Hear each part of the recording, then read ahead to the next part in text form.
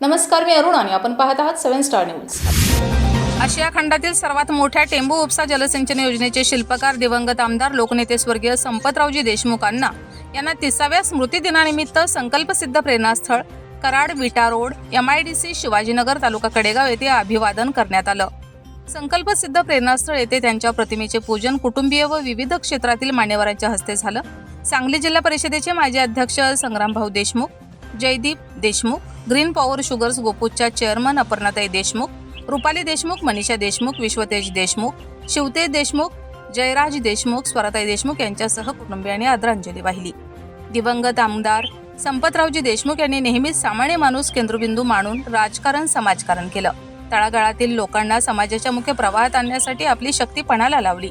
मंत्रीपद नको पाणी द्या, मला मंत्रीपद नको, माझ्या भागाला पाणी द्या, जेणेकरून कायम दुष्काळी पट्टा असणारा माझा भाग सुजलाम सुफलाम होईल म्हणून 20 ऑक्टोबर 1995 साली तत्कालीन मुख्यमंत्री मनोहर जोशी व उपमुख्यमंत्री स्वर्गीय गोपीनाथ मुंडे यांच्या शुभ हस्ते टेंबू योजना मंजूर केली। आशिया खंडातील पहिली सर्वात मोठी पाणी लिफ्ट योजना सांगली, सातारा, सोलापूर या दुष्काळी जिल्ह्यांना अगदी सांगोल्याच्या टोकापर्यंत निर्जीव जमिनीस जीवन देणारी योजना, ज्या योजनेमुळे आज सर्वत्र ओसाड माळरानाने हिरवा शालू परिधान केला।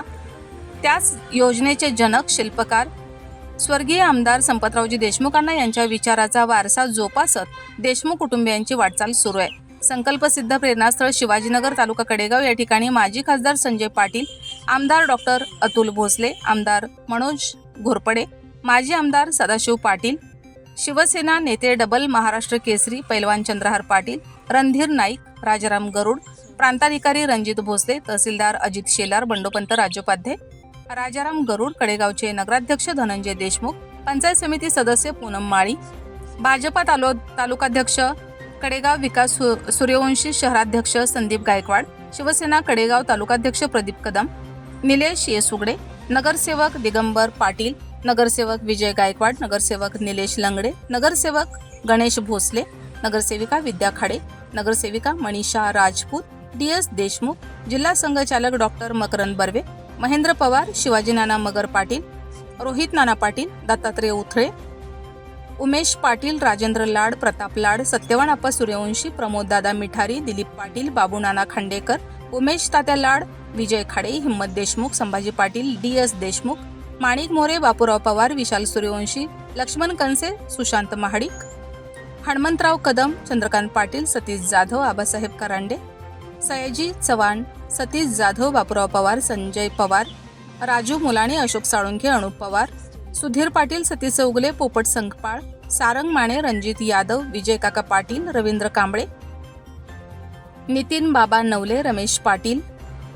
मुनीर खान पठाण, रामचंद्र वरोडे, माणिक ठोंबरे, जयवंत पाटील, करण हजारे, नारायण खटावकर, शेनिक पाटील, जवाहर बापू पाटील, दीपक मोहिते, रमेश येडके, प्रल्हाद जाधव, जीवन सावंत, अप्पासो हजारे, गोरख सूर्यवंशी, अमृत यादव, शीतल सावळवडे, राजू मदवाणे, MR पाटील, श्रीकांत निकम, अनिल लाड, चंद्रदीप बुचळे यांच्यासह कडेगाव व पलूस तालुक्यातील सर्व जिल्हा परिषद, पंचायत समिती सभापती, उपसभापती,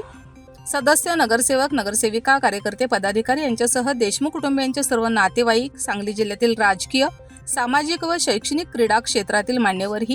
मान्यवरांसह कार्यकर्ते उपस्थित होते। Bureau report 7 star news.